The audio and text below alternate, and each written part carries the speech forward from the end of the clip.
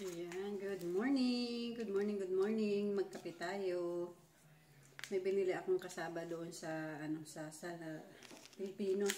Punta kami ng Sunday market kanina. Kasi naghahanap ako ng kutsinta. Wala pa daw siyang, hindi pa daw siya nakakaluto ng kutsinta. Kasi wala pa yung lehiya na galing ng Pilipinas. Ayan. Pumili ako ng kasaba. Ayan, oh. Masarap siya. Masarap yung kasaba niya. Tapos, mayroon akong kape. Ayan, ang ganda ng panahon ngayon dito. Kape tayo, kape.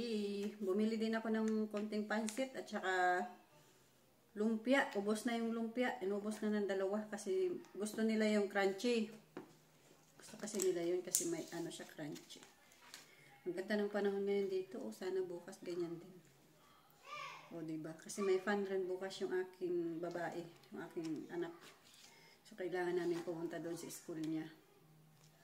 Tapos, bukas, schedule ko rin sa aking midwife. Ang dami kong ganap bukas hanggang Martes. O, diba? Kain tayo. Masarap siya. Ang sarap ng kasaba niya. Hinahanap ko yung kutsinta pero hindi pa daw siya nakakaluto eh. Yan. Okay, thank you so much. Bye-bye. Kain tayo. Sarap-sarap. Bye-bye. Thank you.